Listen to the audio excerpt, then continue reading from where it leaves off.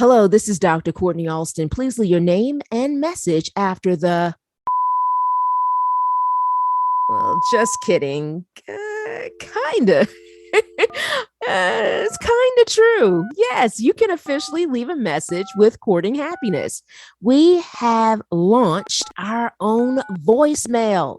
We have liftoff, and I'm so happy to share that with you. You can leave a message about how the podcast has helped you, or share a question, pitch a future topic, or simply tell us that we're doing a great job. We would love to hear that, hear from you, and much more.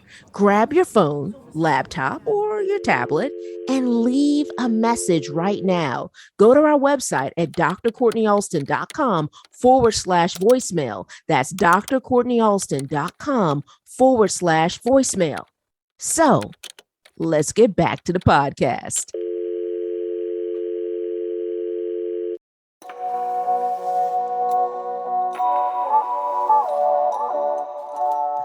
Welcome to the Courting Happiness podcast. This is a space where self-care becomes part of your day. A space where you learn evidence-based strategies to help your life, share it with those you love, and cultivate well-being at work. I'm your host, Dr. Courtney Alston. I'm a former news director, television reporter turned happiness scholar, TEDx speaker, and transformational trainer. I also understand hardships. While working my dream job in television, I lived a nightmare suddenly becoming a young widow after 86 days of marriage. I became committed to learning more about resilience, healing, and happiness. This is how I discovered my area of research, which is positive psychology. Now I'm living my calling of training individuals and organizations on happiness. And my new chapter begins with being happily engaged. The Courting and Courting Happiness is about a true courtship. I like to say commitment with happiness. The K in courting stands for the vulnerability of sharing my story, inspirational interviews with phenomenal people, the infusion of positive psychology, and so much more. You'll learn how to commit to your well-being one episode at a time. I hope you subscribe and share. So, are you ready? Let's get started.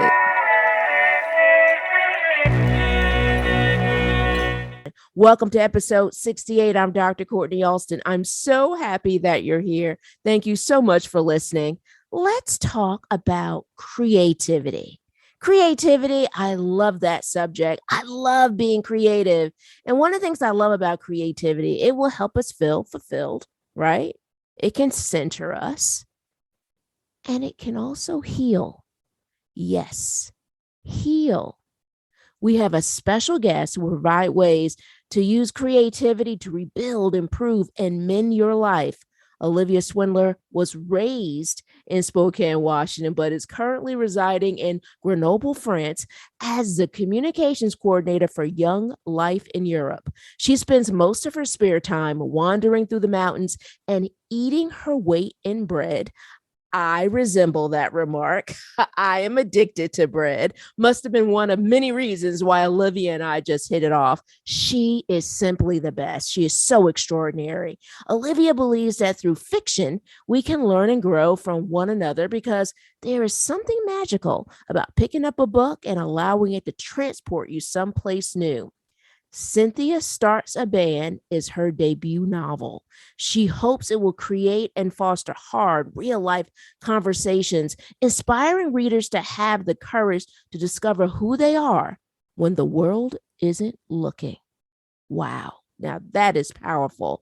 That is magical. Olivia shares her expertise to guide you really through the process of creating a space physically and emotionally to help you heal. As I mentioned, she is amazing. So let's dive in. You are an incredible author. You have your new book, right, that has debuted, which is Cynthia Starts a Band. Congratulations on your new book. Thank you. Thank you. I'm so excited about it. Absolutely. And talk to us about that. How did your book come into being? Because a big part of creativity, especially for those who are listening right now, are saying, you know what, I've been thinking about a book for so long, or I've been thinking about this project. How were you able to? I like to consider projects like our babies, like Luna, Mm-hmm. right? Mm-hmm. how Uh-huh. how were you able to birth your baby? How were you able to do that? Yeah, I think that for me, one of the ways I was able to do that is really one of the pillars of having a creative life. And for me, that's to practice. I wrote every day. I had a practice of writing a specific number of words every single day for probably 2 or 3 years. And what I was writing was really nothing great. Like I was just wanting to build and create space so that when I had an idea, I would already have that time built into my day to write. So I wrote every day for a long time with really nothing that nobody will ever read. It was just for my own self. And in that time, I was working on another project that I was really feeling like, oh, maybe this could go somewhere. I was really connecting with the characters. And it then COVID started, and I actually live in France, and we really locked down in France. And so I couldn't really leave my house. And the project I was working on was really sad. It felt too close to home. And so instead of abandoning that practice altogether, I had this other idea for the book that ended up being Cynthia Starts a Band. And because I already had that space built into my day, I was able to write it. And it was really cathartic and healing and really helped me through that really challenging time. I applaud you on so many different levels in regards to your process, because the process can be a challenging one, right? And then on top of dealing with other life challenges, hitting us. One of the things that I loved what you shared was you talked about just putting it on the page, and and and maybe this is something that no one else will see, but it sounds so freeing. How were you able to do that and give yourself permission to just to be so free, just to write it on the page? I think I gave myself permission because I knew that nobody else was going to read it. And I think if you are a creative person, I firmly believe that you should be the first lover of what you create. That doesn't mean you think it is perfect or that you want to improve or don't want to improve. I just think that you should be really in love with the thing that you're working on. And so even if what I was writing was not top notch literary award winning quality work, I knew that the general concept of what I was trying to get at was something that I was really passionate about. And I think it was through that lens that I was able to say, it doesn't need to be perfect. I was able to kind of put my perfectionist on the shelf because her voice can be really loud, and just say, I want to be in love with what I'm working on, and what do I need to do in my own mindset to enable that to be the reality. I love that. I need to be in love with what I'm working on. And I love that you just talked about kind of like the art of imperfections there, right? It's like, the perfectionist say, hey, let's make sure it's just right, right? But then we need to kind of step away and be able to just freely share. And it's interesting because when I was working on my dissertation, I felt levels of that. I was like, oh my gosh, I gotta make sure it's perfect. And, Yeah. and then all these committee members, but the interesting part, someone told me, and actually I think one of my committee members said this to me. They were like, a good dissertation is a done dissertation. And I'm like, oh, that's true. And so I, Yeah. I love what you're sharing, is the power and the value of, not getting so caught up in perfection, but valuing process. And Yeah. It's so I important. love that. It is. It's so, so super important. And so tell us, And as I'm sitting here talking to Olivia, I am looking at her beautiful office in her home and hearing Luna just running around, which is so beautiful and adorable. If my fiance's listening, because I want a dog so badly, it's like, I'm Just like, dropping yes, subtle Luna, hints. yes. Just being a little subtle. Just being a little subtle, Olivia. Just a little. Yes, a little. And as I'm talking to her, I get a good sense of the beauty in your space and also really your environment. How important is it when you're going through the creative process to kind of create a space or make a space for your creativity? I love that question so much, and that like touches a really deep part of my soul that you noticed my space because it is incredibly important for me. Like I said, I got confined by myself, and I had at that time two roommates, and they both got stuck in the States. And the first thing I did was rearrange our entire house because I knew I was going to be alone. And so I rearranged our entire house to be a space that to me felt like home and felt like a place where I could create and learn and make mistakes and that was really beautiful. And I think our environment plays such a role in that. And it doesn't mean it, again, it doesn't need to be perfect. I try to put that person on the shelf, but really to be a place where I feel like I can take off my shoes and I am comfortable and I love being here. And so for me, the times where I've really been able to create and create things that I feel are beautiful are in times when I've been able to cultivate a space around me that feels beautiful. I love that, cultivating a space around you that feels beautiful. And Mm-hmm. I just see that as it relates to your beautiful, beautiful, gorgeous space that, Thank you. as I'm sitting here and I'm talking to Olivia and I'm looking in her home, I go, wow, this is space that I would just love to either curl up and read a book or to write or to paint. And guys, I'm not a painter. I will admit I love paint by numbers. It got me through a Mm-hmm. lot when I That's was painting. in. Yeah, thank you. Thank you, Olivia. Thank you. You're welcome. Look, but I could see myself doing all these wonderful things in the space that you created. And I think it's Mm-hmm. so important to be able to create these spaces in terms of making activity. I'm Mm-hmm. curious as it relates to what creativity means to you. How does it allow you to express your full potential? I think that the more I create, the more I learn about my full potential. And so I think it's like I don't know if you've ever studied something and the more you learn about it, the more you realize you don't know anything about it.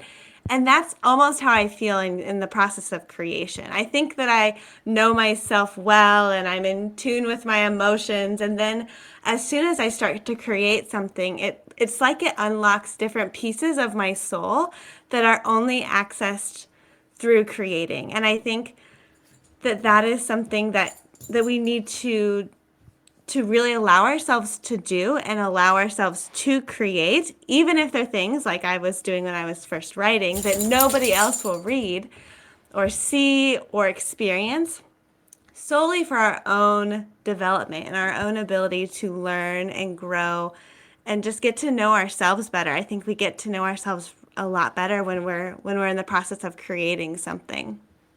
I love that in terms of how it's allowed you to kind of really get to know a deeper sense of yourself, really understanding your inner self. So, Yeah. what did you learn that maybe was surprising to you? I I'm trying to condense it down into a really succinct thought, but I think I learned that I can do hard things. I mean, it is hard to sit down and put 70,000 words on a page. It's hard to, it's very vulnerable to then show that to somebody else. And I think in the whole process, I learned that those are things that I am able to do, and those are practices that I'm able to accomplish. And I also learned that I really value the community that I've built around me because when I did send my closest friends a text out of the blue, like, hey, P.S., I wrote a book. Do you want to read it? The first thing they said was, oh my gosh, yes. And I think those things are so important. And I learned that I just love getting to share story through fiction and some really hard concepts through writing. And I just learned I learned so much about that process and what that takes as a creative person to put yourself into somebody else's shoes. I think that's something that I really value.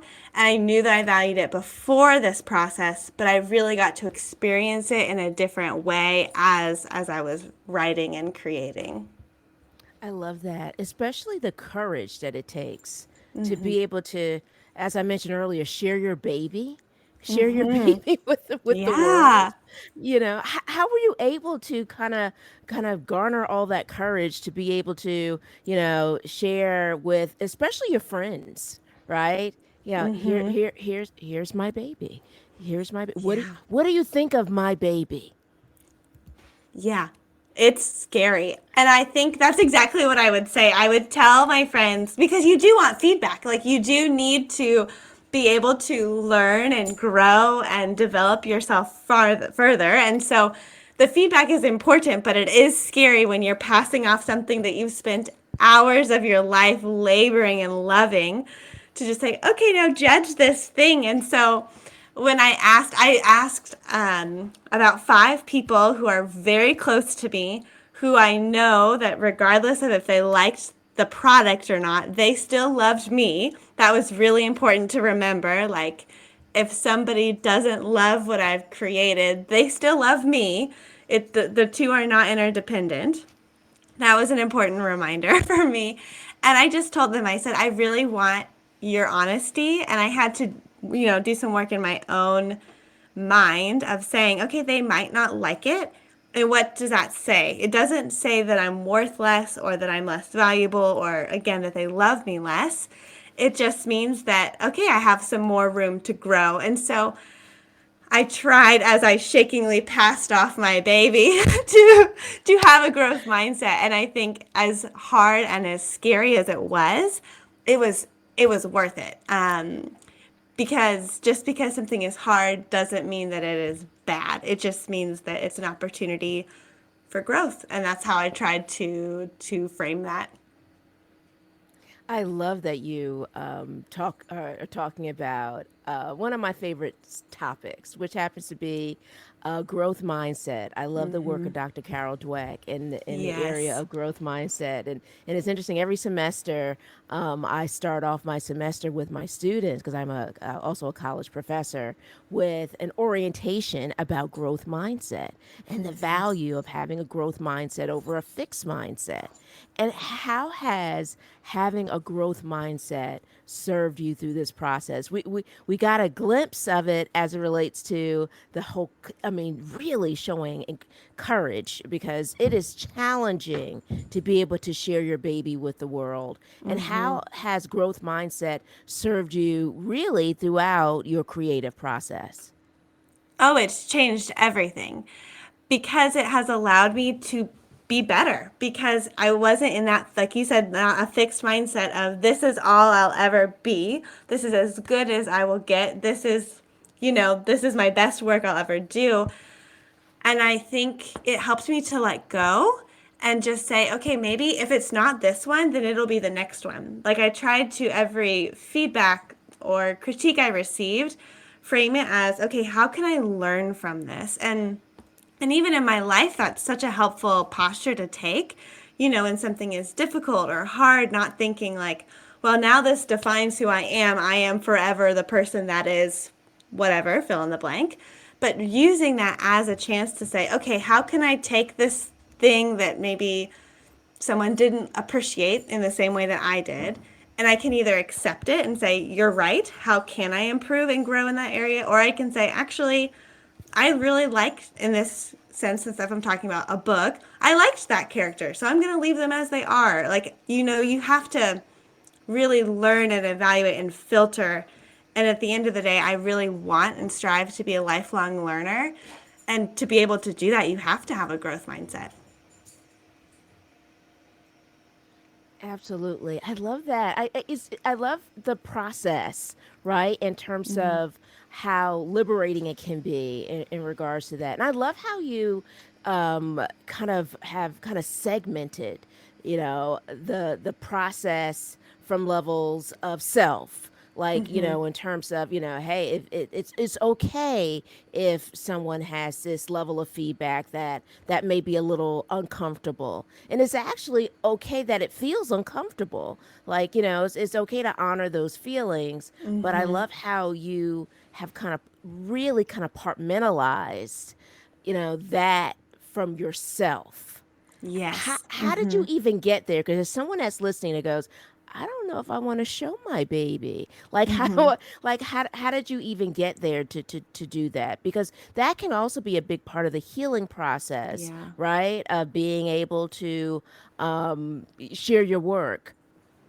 Yeah, I think for me, I mentioned this earlier, but I have an incredible group and a group of friends that surround me. And I've had with a couple of friends almost like a DTR, like you would do if you're dating someone, of like, this friendship is safe. Like, I love you. We are here for each other. Like, this is a safe friendship, and we love and support each other no matter what. But that also means that we're here to help each other grow.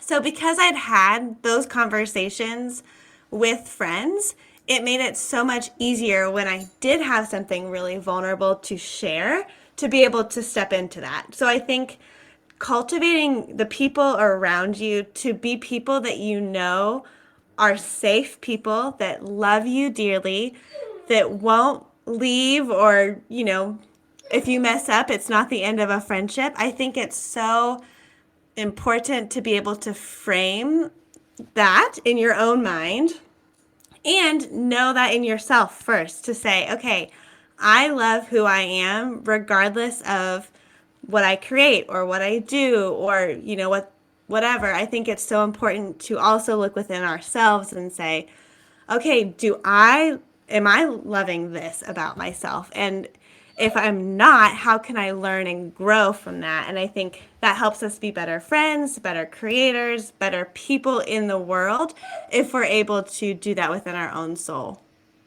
I love that. I love that. I also love that you are talking about the value of having friends that you can be vulnerable with. I'm sorry, vulnerable with, right?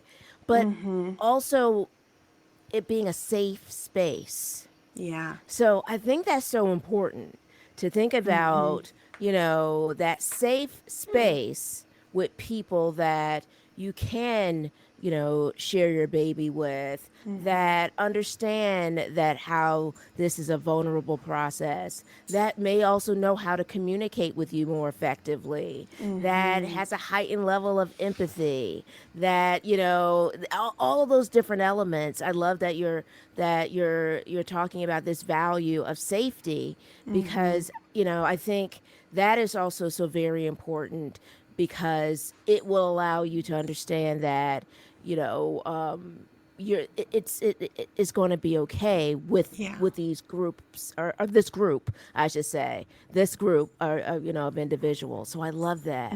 So let's talk about these three ways, because I am so super excited. These three ways of really, uh, kickstarting your creativity to help you with the healing process. So what are some of the three ways that have really served you? And I'm sure maybe we might have touched on some of them, but what are the? I'm curious about those three ways that really help you throughout that healing process and that journey. Yeah. The first is to create good habits. So, like, if you want to create something, you need to be in the practice of creating it. Or if you want to heal from a hard experience, you need to put habits into place that enable you to do that. I think that that's so important. And then when the creativity strikes, when you have the idea, you already have the habit put into place of how to move forward. And I think there's been so many studies done on the power of habit, and I am a firm advocate in setting yourself up for success. I think that that's so important. And so I love that in terms of being able to think about how to go about crafting your habit, right? And it might be just stacking it with a habit that already exists, right? That Yeah. you're already doing, and being able to be able to kind of serve you in that capacity. Especially earlier when you talked about the habit of writing, and kind of dedicating that time as it relates to writing.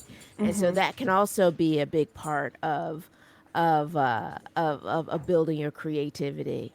And so Yeah. as you're going through creating a habit, and as you're going through the fact of really thinking about how to craft your whatever your creativity or creative project is, right? For someone who's listening, who's thinking about, okay, I am working on this creative project, and I don't even know where to begin. Yeah. And the fact that you have taken an idea, right? And also really not only your idea, this incredible creative journey in terms of your characters and also their development and stages. So for those who are listening, who are thinking about, whatever creative project that is, might be a book, might be they're better than Dr. Courtney in terms of painting by numbers. They really paint. They, it might be creating a podcast. Maybe it's, whatever the case may be. Where will you tell them, or what would you tell them, I should say, as it relates to how to center yourself to begin? I think trying to remove any of, and this is so much easier said than done, of the fear of failure that might surround it, because it's so scary and so vulnerable to step out and try something new. We're recording this kind of around the new year, and there's so much about resolutions right now. And though I think that they serve a purpose, I think that it can be almost discouraging if we think, well, this year I'm going to go to the gym 7 days a week. I'm only going to eat fruits that are green, and, all these things that, and I think, sure, but I think if we can start with small, attainable things and say, okay, you know what? I want to paint. So I'm going to, for 5 minutes a day, paint. And that's what I'm going to do. And then you start to develop that practice. And then you start to paint for 5 minutes every day. And maybe after 2 weeks, that becomes 10 minutes, or maybe it stays at 5 minutes. And I think setting ourselves up well is so important. I think also in that, having people around you that you tell about your goal. Not everyone, I wouldn't put it on blast, but I would say find your 3 or 4 friends and say, hey, I really want to develop this habit, or I really am wanting a creative outlet in my life, and I want to get into pottery. Tell people who are close to you and ask them to hold you to that goal. Ask them to ask you how it's going so that you have some accountability. I love that. I love that because it's that having that accountability partner. I love that in terms of it's almost like, I always tell people to have a self-care squad. But Yeah, what I it's love, totally that. yes, and I love that what you're sharing, because it's like having your own creativity squad where, and don't get me wrong, like they can blend into each other. The self-care Totally. squad can be a part of the creativity squad, but it's this wonderful resource of really, really beautiful people that they're holding you accountable, and it may be also you're holding each other accountable. Maybe someone else in the group Totally. is working on a project, and they're like, yes, this is great. I need to have someone to cheer me on and giving me really that really positive reinforcement in terms of, you can do it, as well as giving you, which can be challenging, giving an individual feedback as it relates to, the work itself. So Yeah. I love that you're talking about the real value and the importance of all those different elements. Yeah. I'm also so curious as it relates to this, because you're doing it, and someone else may be doing it this way too, where you are working for a company, right? And I know that you work as a communications coordinator, right, for the Young Life of actually Young Life in Europe. And so, and I'm sitting here looking at you, Olivia. I'm like, okay, here she is working for a company as a communications coordinator. Then, on top of the fact, she's debuting her new book, and it's the pandemic. Also, just that I small don't know if thing. you I don't know if you remember, but how did you go about structuring that? Because that can be challenging to be able to balance work, honoring your creative process, your creative journey, what's calling you in terms of your creative, I like to say your creative soul.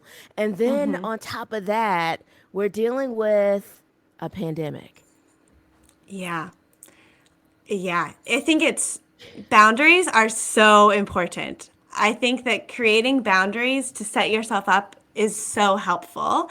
For me, I get to create every day for my job, and I feel so fortunate that I get to be in a position where my job is to make things beautiful. But I'm also doing it with a style guide that I do a lot of graphic design, and the style guide is not my creation. Like, I did not pick our colors, and I get tired of working within the same 7 colors and the same font, and it is fun, and I get to create beautiful things.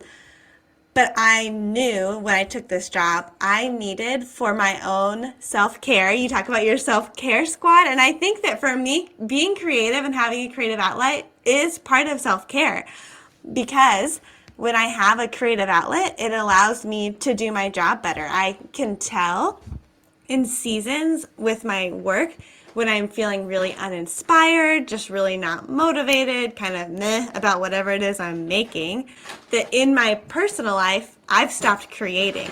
And to me, that's such a red flag. I can totally tell.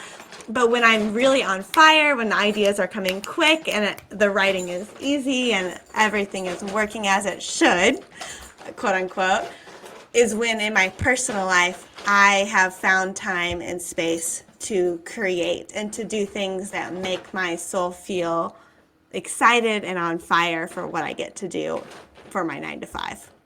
I love it. I love it in terms of your soul, but really kind of being on fire. I love that visual. I also love when you said meh. Like, it's like, I like that. How do you even get over meh? Yeah.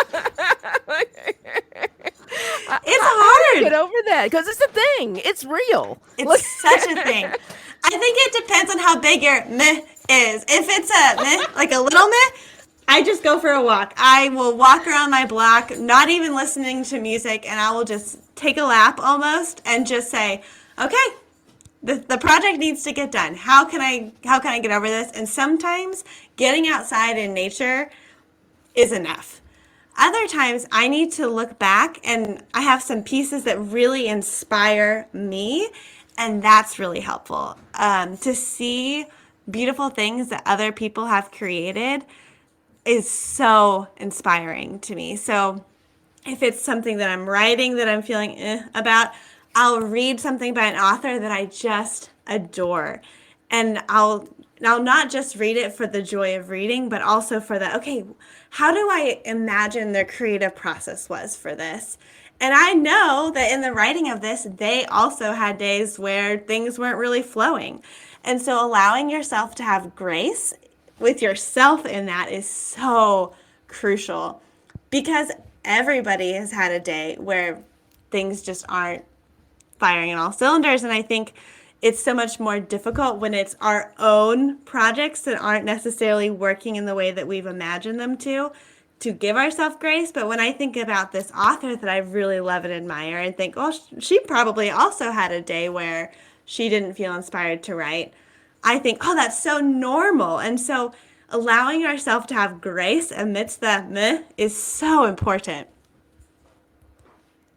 I love that. I love how you've humanized that because I think that's so important. Because I say that because when we look at people we admire and we see their end product and we're like, oh my gosh, but part of that admiration comes from the fact that they've inspired us. We value their work. Yeah. They may be like award-winning authors or journalists or, Yeah. entrepreneurs. And I'm just going and listing all the people that some of us might be your creativity or creative process is you're an actor and it might be an actor that you see on screen. But what I Yep. love so much of what you just shared is that I think it's important to think this way, and that is the humanizing that person because it can be so easy to say, wow, gosh, I'm thinking about J.K. Rowling right now. I just love Yeah. all things Harry Potter. And and I go, but it's I think what it's so great about when I talk about J.K. Rowling is, it's funny, one of her quotes are in my workspace, and it's that quote that says, rock bottom became the solid foundation on which I rebuilt my life. That's beautiful. And I'm like, That's so so good. I love what you're sharing because what you're talking about is humanizing them. It's really helps us relate more. Yes. Yeah. And I will never write if I think I need to be J.K. Rowling. Because I'm not. I will never do it. I'll never create anything again because she's so prolific. But if I think, well, she's a person that lives her life and wakes up to an alarm every morning and has bad days, that's so much more relatable than insanely successful author, one of the best sellers of all time. That's so much more relatable. And that feels like, okay, I can do that. I can get up to my alarm today and I can type on my keyboard a couple of words and I know how to do that. And I think that is so helpful when we think about our goals as a creative person. I love that. I love every minute of talking with you, Olivia. I will admit, I loved every minute of talking with you and Luna. She loved it too. She's adorable. I'm so glad that she was here. I'm so happy that I had a chance to meet her. And so, for those who are listening who can't get enough of you as well, where can they find you? Yeah, you can find me online. My website is oliviaswindler.com. I'm also on Instagram, Twitter sometimes, but definitely less, but always at Olivia Swindler. Absolutely. And we will share all of that wonderful information about Olivia on her episode page, as well as her book. Yay! Which will also be on our page as well for you to purchase it right there. So, this is my last question to you, Olivia. I ask this question to everyone who's on the Courting Happiness podcast because courting happiness is always really about committing to your happiness journey or committing to your well being. How do you go about committing to your happiness and or well-being journey?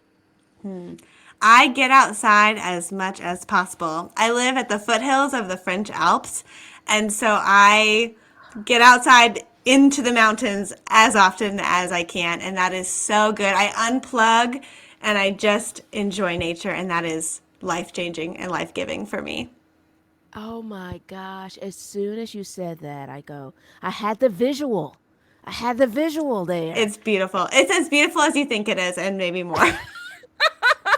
I can imagine. I love that in terms of going outside, really being in touch with nature and really grounding yourself. 100%. Olivia, you are extraordinary. I am so grateful that you and I had a chance to talk today. I'm grateful for all the wisdom that you shared. I am so proud of you and your incredible book. And also, I'm so proud. Thank you so much for being here on the podcast. Thank you so much, Dr. Courtney. It's been so great to be here. Let's continue this conversation online. Email us at podcast@drcourtneyalston.com. That's podcast at drcourtneyalston.com. Join us on Instagram at Courting Happiness. Don't forget, that's courting with a K. Also, I hope you join our private Facebook community. You can find us at Courting Happiness Podcast Community. Our private Facebook group is a safe haven to share, meet more people looking to build positive relationships, focus on well-being, and create a happier life. Now, are you ready to spread happiness? We hope you subscribe and share this podcast with your family, friends, coworkers, and all the important people in your world. We release a new episode every Thursday. Congratulations on your continued commitment to your courting happiness journey. Thank you so much for listening. We want you to be well, be happier, and be kinder to yourself. We can't wait to see you next week.